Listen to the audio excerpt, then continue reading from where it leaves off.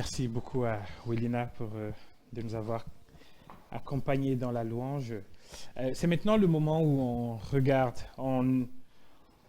regarde les Écritures. Et donc, je vois qu'il est 11 heures. Donc, j'ai un gros challenge là, de condenser tout ce que j'avais préparé.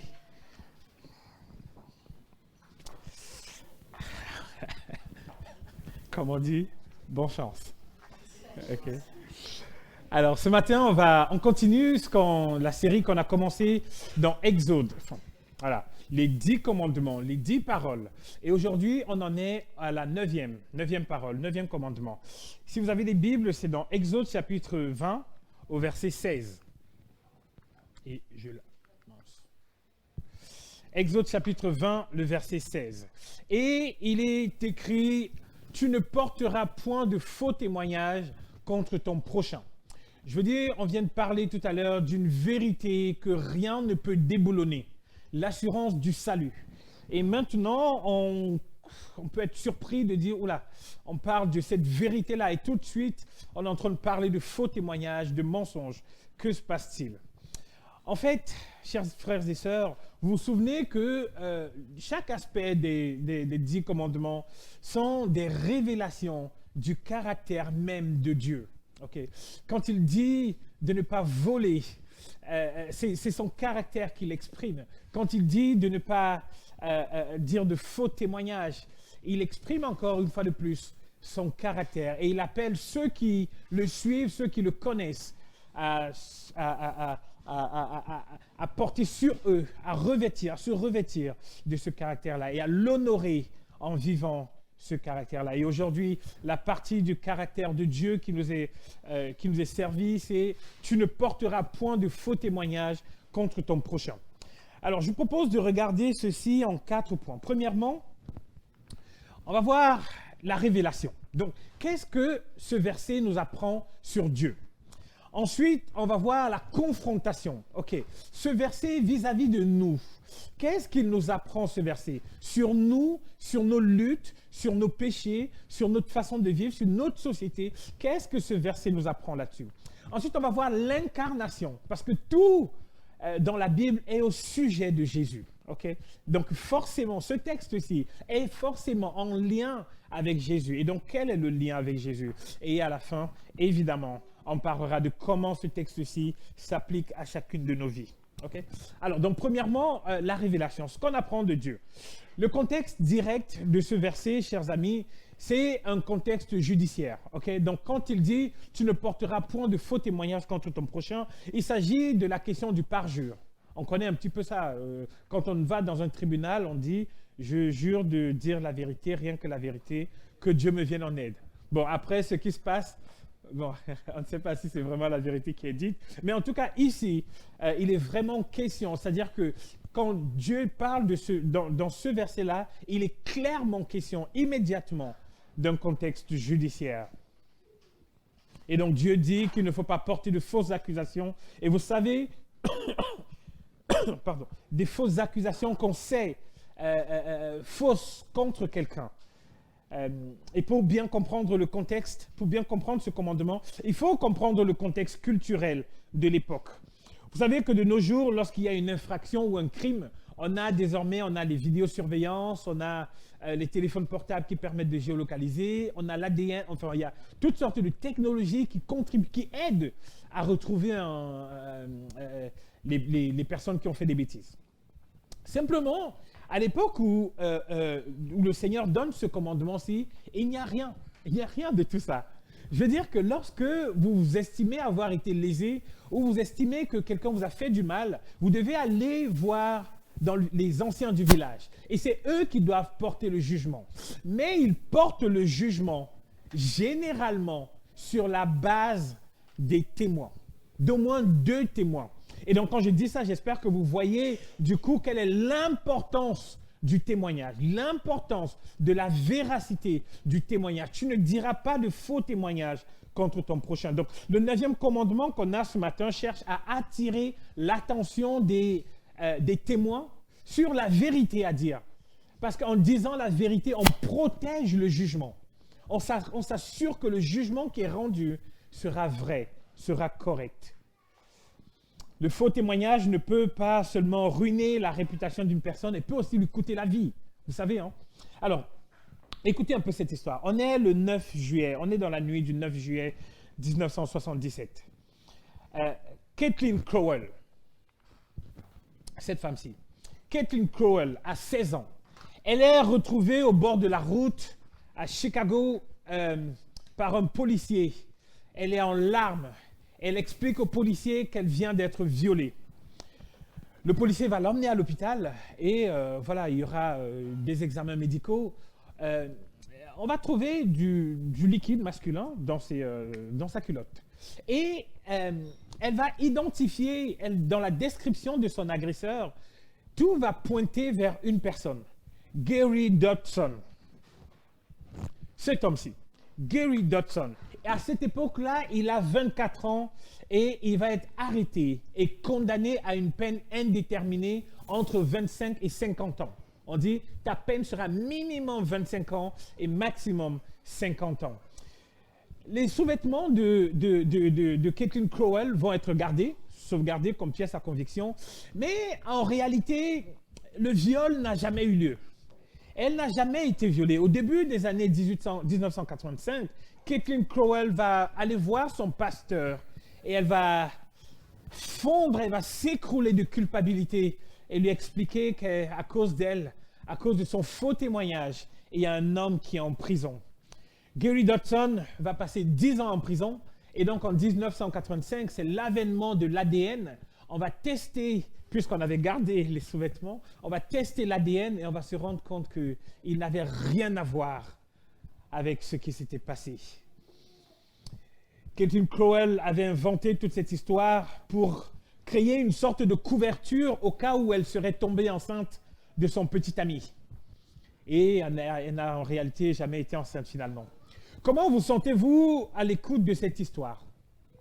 Mieux encore, là, Gary Dodson est sorti de prison 10 ans après, mais il y a des gens, et c'est facile à trouver sur Internet, il y a des gens qui ont fait 40 ans de prison et au bout des 40 ans, on s'est rendu compte que le témoignage qui les incriminait était faux. Pire encore, frères et sœurs, il y a des gens qui, au cours de l'histoire, sont morts, ont été tués à cause d'un faux témoignage. J'espère que vous voyez en quoi ce commandement est important. La première chose à voir, Dieu connaît la vérité. La dernière fois, dans le chapitre 20, au verset au 8e commandement, on a vu la semaine dernière que Dieu voit tout. Okay? Il voit quand on vole quelqu'un. Et ici, quand il est question de vérité, il faut reconnaître que Dieu connaît tout. Des fois, nous sommes confrontés à des situations où on ne sait pas exactement qu'est-ce qu'on doit croire. Alors moi, je monte, j'entends un gros bruit chez moi et je monte. Alors, j'ai mes 2 enfants. Qui a cassé le verre? Silence radio. Ou alors, c'est lui. Enfin, ok. Qu'est-ce que je dois croire? Qu'est-ce que je fais? Ok, on est avec le flot d'informations qu'on a en ce moment, la guerre en Ukraine, les coups d'État en Afrique, etc., les théories complotistes. Qu'est-ce qu'on doit croire? Quelle est la vérité?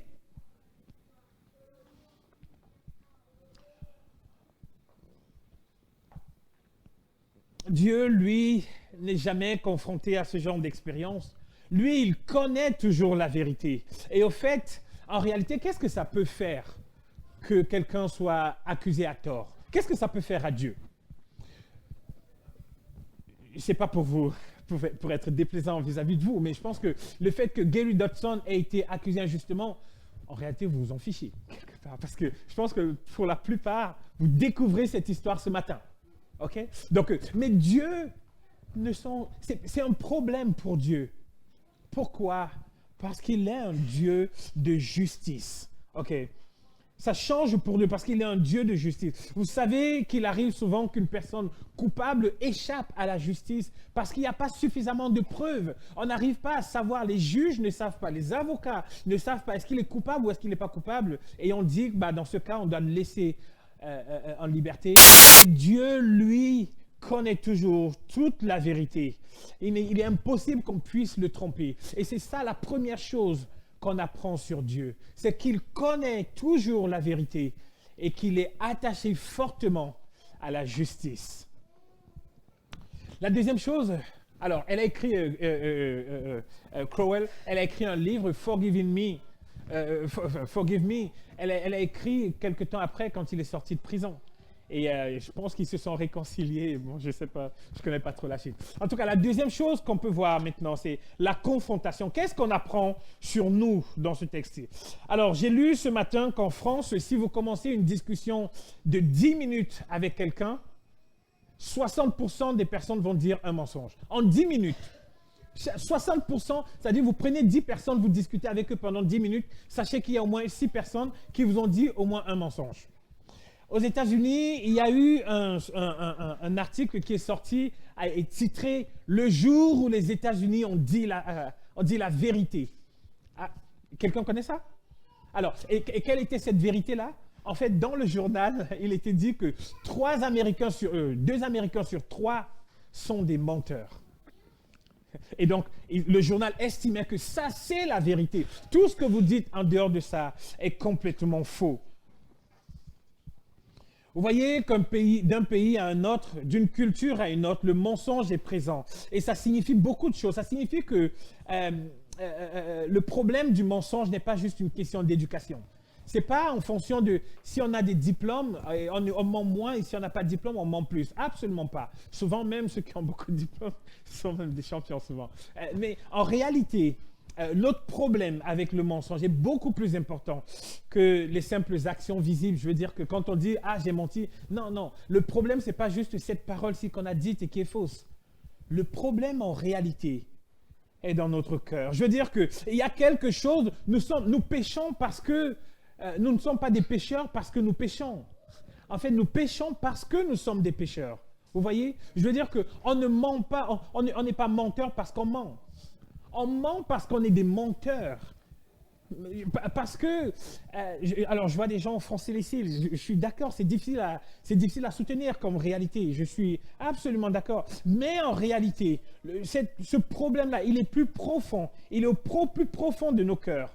En fait, toute l'histoire de la Bible est le déroulement, la révélation d'une grande tromperie, d'un grand mensonge. La Bible commence avec un mensonge qui est dans le jardin d'Éden. Et elle se termine, alors ça c'est Genèse chapitre 3, on en parlera tout à l'heure, elle se termine dans Apocalypse chapitre 21 avec les menteurs qui sont pris et jetés dans les temps de feu. Mais entre les deux, il y a le Christ qui arrive et qui déclare, qui affirme « Je suis la vérité.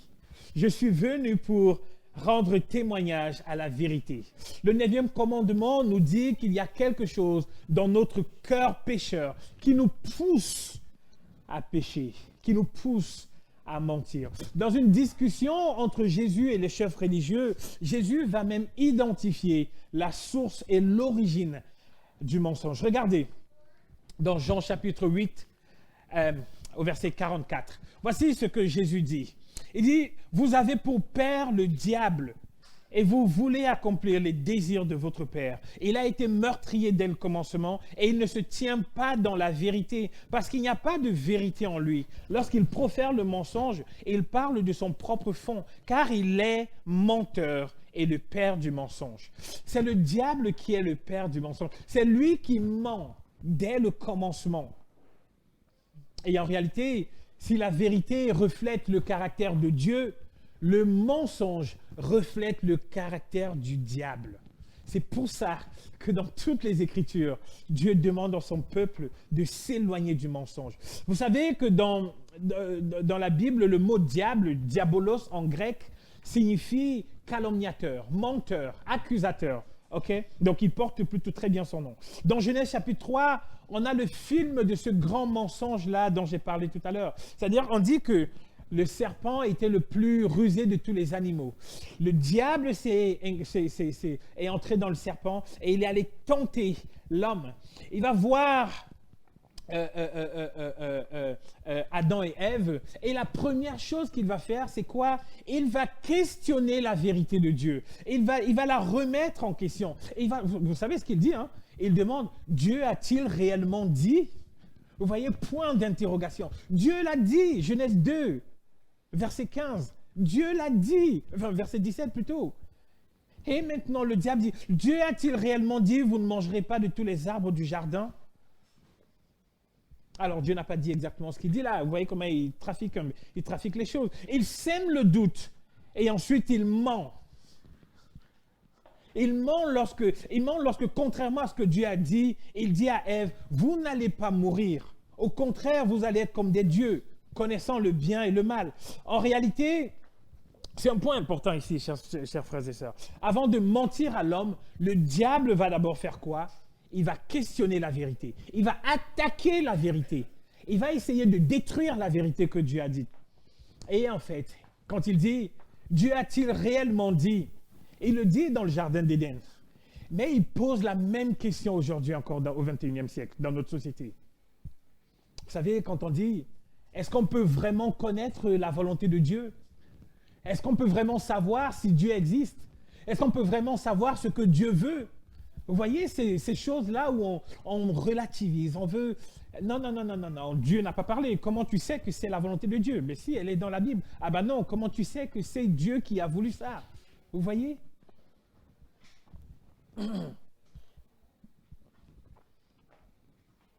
Désormais, la vérité, comme je dis, c'est le gros problème de notre siècle, de notre société. Ce n'est même plus important de connaître la vérité. On enseigne même que la vérité est relative. Ça dépend de chacun. J'ai ma vérité, tu as la tienne. Vous savez qu'en France, alors moi j'ai appris, c'est en France que j'ai commencé à, quand je suis parti de mon Cameroun natal, c'est en France que j'ai appris à commencer mes phrases par « pour moi ». Vous savez, hein, quand on parle, il y a une discussion et « ok, pour moi », ok, vous comprenez ce que ça signifie. C'est-à-dire que ma vérité à moi, c'est que c'est ça. Tu peux avoir ta vérité, c'est pas grave. À ce moment-là, c'est pas la vérité qui est importante, c'est mon opinion qui est importante. Vous voyez? C'est pas ce qui est juste et vrai qui importe. C'est ce que moi je pense qui est important. Terrible. Vous voyez, il n'y a plus de vérité objective. Désormais, les lois de notre pays disent même qu'une personne qui porte toutes les caractéristiques d'un homme peut dire qu'il est une femme. Et c'est acceptable, parce que c'est sa vérité à elle. Une personne qui porte tous les traits féminins peut dire qu'elle n'est pas une femme et qu'elle est non-genrée, ou alors qu'elle est, comment on dit, binaire. Je suis un homme et une femme en même temps. Voilà. Et la loi de notre pays dit qu'on ne peut pas remettre ça en question parce que c'est sa vérité à elle. Vous voyez à quel point la vérité est attaquée, jusque dans l'identité propre de l'humain. Et vous savez pourquoi la vérité est attaquée? C'est évident. Pour poser le mensonge, n'importe quel mensonge, une fois qu'il n'y a plus de vérité absolue, on peut poser tout mensonge. Une fois que Dieu a-t-il réellement dit, ah mince, je ne sais plus, est-ce que Dieu a vraiment dit, est-ce que Dieu n'a pas dit, eh bien tiens, écoute, voici le mensonge, non, tu ne mourras pas, mais au contraire, tu seras comme Dieu, connaissant le bien et le mal. C'est ce que le diable a promis à l'homme. Et regardez l'état pitoyable de l'humanité aujourd'hui. Terrible, catastrophique. Et là, ce matin, je parle du diable, mais ce n'est pas très populaire non plus. Je veux dire que, alors au travail, j'ai des collègues qui se moquent sans se cacher de moi quand je parle de Dieu et du diable. Et certainement vous aussi. Parce que désormais, c'est un peu folklorique. Et c'est peut-être le plus grand mensonge que le diable ait réussi à faire ces derniers temps. Réussir à faire croire qu'il n'existe pas. Réussir à faire croire que Dieu non plus n'existe pas. Réussir à faire croire qu'on peut vivre une vie comme on veut et Dieu n'est pas fâché. En tout cas, depuis le jardin, l'homme est désormais menteur. On ment par omission lorsqu'on cache certains détails de la vérité. On ment par restructuration. On dit peut-être toute l'histoire, mais on change les éléments importants pour bien se faire voir. On ment par exagération. Vous savez, lorsque je dois parler de ma femme ou de mes enfants, alors c'est les moments où je dois faire attention à mon cœur et à tout ce que je dis. Parce que je suis enclin à exagérer la vérité. On ment par flatterie. lorsqu'on dit à une personne des choses qu'on ne pense même pas, uniquement pour être apprécié. Vous savez, la flatterie, c'est le fait de dire en présence d'une personne des choses qu'on n'a pas envie de dire quand la personne n'est pas là. Vous savez, ah, tu es génial. Ah, quand la personne n'est pas là, oh non, j'ai pas envie de le dire. Vous voyez? Le commérage. Évidemment que le mensonge touche aussi au sujet du commérage. Quelle idée tordue, frères et sœurs, de propager des rumeurs sur des gens. Ou même juste de prendre des rumeurs et de continuer de les faire circuler. Quelle idée tordue. Quelle idée diabolique de faire ça. Quelle idée de parler des gens quand ils ne sont pas là. Surtout en mal. C'est terrible comme idée. Une personne a comparé le commérage au fait de déchirer un oreiller de plumes. Vous savez, on met des plumes dans un oreiller et un jour où il y a du vent, on déchire cet oreiller-là et une fois que les plumes sont parties, il n'y a rien qui peut rattraper ces plumes-là. C'est comme ça le commérage. Et donc si la flatterie, c'est le fait de dire en présence d'une personne des choses qu'on ne voudrait pas dire en son absence, le commérage, c'est tout l'inverse. C'est le fait de dire en l'absence d'une personne des choses qu'on ne voudrait pas, qu'on n'oserait même pas dire en sa présence. Le mensonge est terrible. Il nous fait même perdre pied par rapport à la réalité. Quand on a menti à quelqu'un, il faut se souvenir de ce qu'on a dit quand on doit reparler du sujet. Voilà, et ça nous fait perdre pied parce que à force d'essayer de se souvenir et de reconstruire, de continuer de construire sur ce mensonge-là, on peut finalement y croire, ne plus faire la différence entre ce mensonge et la vérité. Je suis d'accord qu'il est plus facile de mentir.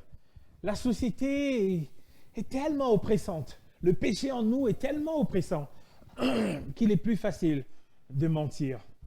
On ment pour embellir la réalité. Souvent, notre propre réalité, souvent ce vide intérieur qui nous effraie, souvent la vérité de nos vies qui nous stresse. On sait exactement ce que nous sommes, mais on ne peut pas l'assumer devant les gens. Combien de femmes j'ai vu mettre du maquillage, une tonne de maquillage sur leur face pour cacher l'horreur de la violence de leur mariage. On ne veut pas l'assumer, on ne veut pas le dire, et donc on le cache et on ment.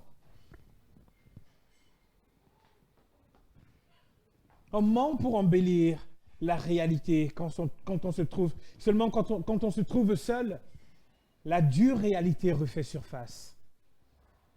Ce qu'on est vraiment refait surface. Je veux dire qu'on peut être là ce matin, mais chacun de nous connaît la vérité de son propre cœur, la réalité de sa propre vie. De telle sorte que, alors, il y a 2 jours, j'ai dû appeler une amie qui est en Allemagne parce qu'elle a mis elle a posté, elle a publié une photo d'elle très souriante. Et en bas, elle a mis un commentaire en disant, quand je revois, enfin, alors je paraphrase, quand je revois cette photo, toute souriante, affichant toutes mes belles dents blanches à tout le monde, alors que j'étais au bord du suicide. Et j'ai dû l'appeler. Alors, je ne savais pas exactement. Donc, je me suis dit, alors, est-ce que tu es, je me suis dit, est-ce qu'elle est au bord du suicide là en ce moment? Et donc, il faut que je l'appelle. Ou alors, donc elle m'a dit que non, c'était il y a 3 ans. Vous voyez? Ce qu'on affiche. Qui a déjà affiché une photo sur Facebook où la personne est mal habillée, où la personne est triste? Ça n'existe pas. On donne des apparences. On ment aux gens et on se ment à nous-mêmes jusqu'à ce que la réalité nous rattrape.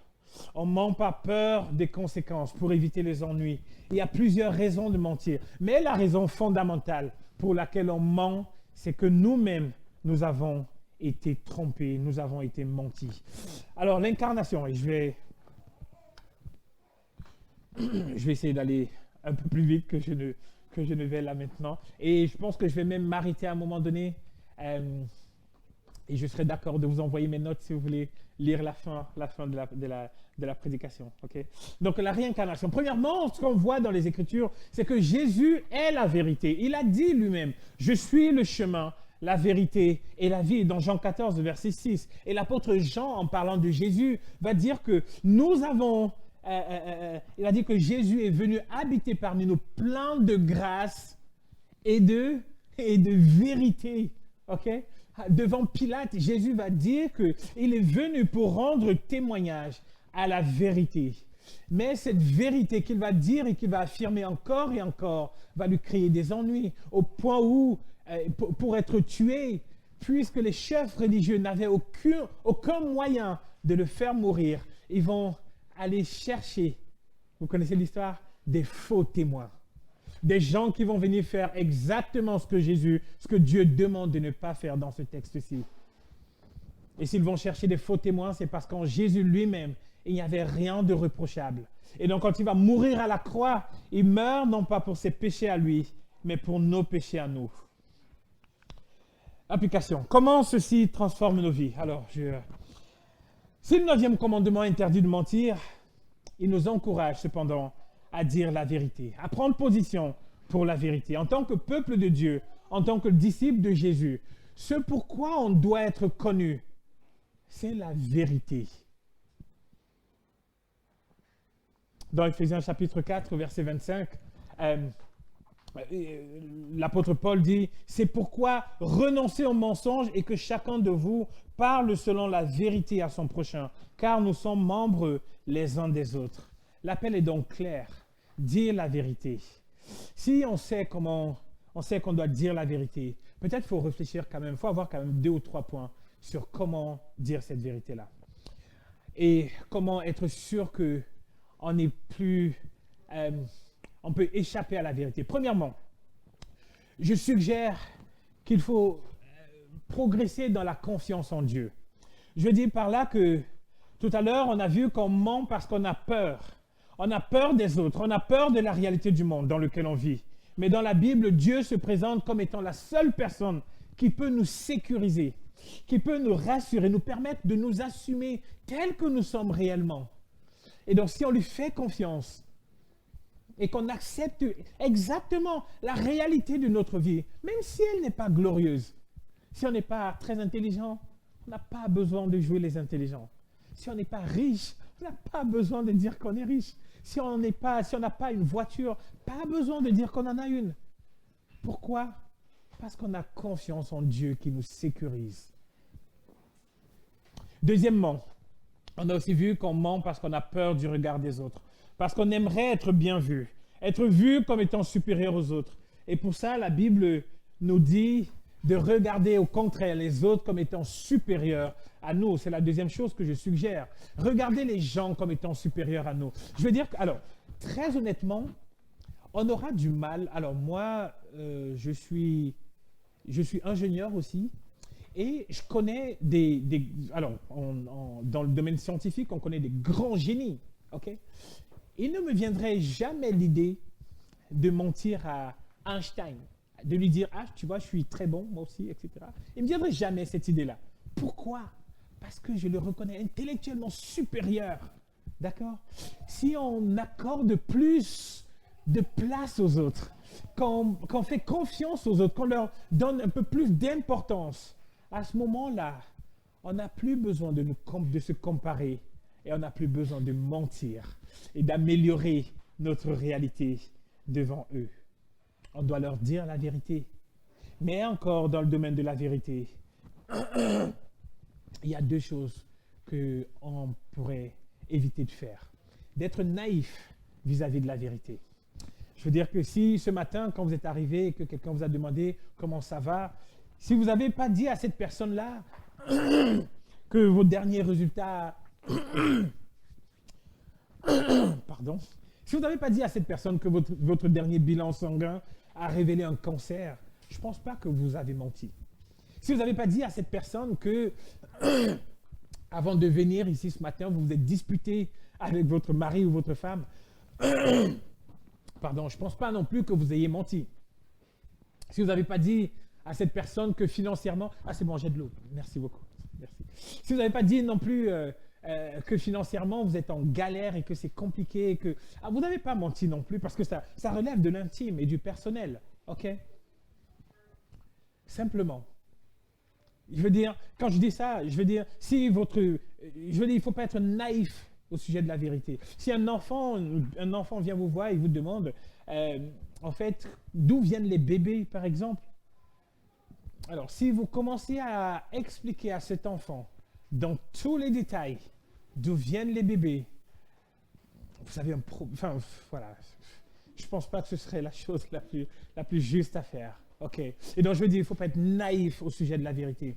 Par contre, et quand je dis ça, est-ce que je suis en train de dire qu'on ne peut pas aborder les sujets importants avec les gens? Si, on peut créer des relations privilégiées avec des gens. Ou alors, comme Crowell, on peut aller voir le pasteur et discuter avec lui des sujets plus importants, des sujets sérieux.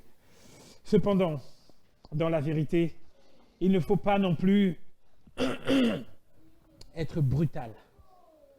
Vous connaissez ces personnes qui marchent partout et disent « Ah, qu'est-ce qu'elle est moche ta robe !» Et quand on lui dit « Mais pourquoi pourquoi tu me parles comme ça ?» Eh bien, Dieu me dit de dire la vérité. Vous connaissez ce genre de choses? OK. Lorsqu'on dit des choses très brutales, même souvent vraies, sous le couvert de la vérité. La vérité sans amour, c'est de la brutalité. Ça n'a pas de pertinence. Ça n'aide pas le prochain.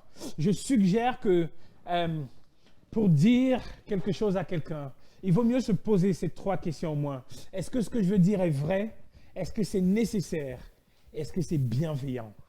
Si vous répondez non à l'une de ces questions-là, arrêtez-vous. Peut-être que vous êtes là ce matin et que vous êtes brisé par les mensonges des proches. Un mari ou une femme qui a fait des vœux lors du mariage, qui vous a promis de vous aimer pour toujours, et à la première occasion, il s'en est détourné et vous vous êtes brisé. Peut-être que là, vous êtes là ce matin et vous êtes détruit de l'intérieur à cause d'un collègue qui a dit des mensonges à votre sujet, qui vous a calomnié pour gagner un poste. Je ne peux pas vous garantir que cette personne fera comme Crowell et viendra s'excuser. Mais ce que je peux vous assurer, ce que je peux dire avec certitude, c'est que Jésus sait ce que vous vivez. Il a vécu lui-même dans sa propre vie. Et on l'a dit tout à l'heure. Approche-toi de lui. Et lui-même, il saura apaiser ton cœur. Si vous êtes là aussi ce matin, et que cette réalité du mensonge et de la vérité vous traumatise et vous trouble, si vous n'avez pas encore trouvé la vérité, voyez Jésus qui se présente comme étant la vérité, le chemin, la vérité et la vie. Répentez-vous de vos péchés, tournez-vous vers lui et il vous donnera le salut. Ce salut que rien ne peut enlever. On va prendre la scène maintenant. Willina, si tu veux bien venir, s'il te plaît.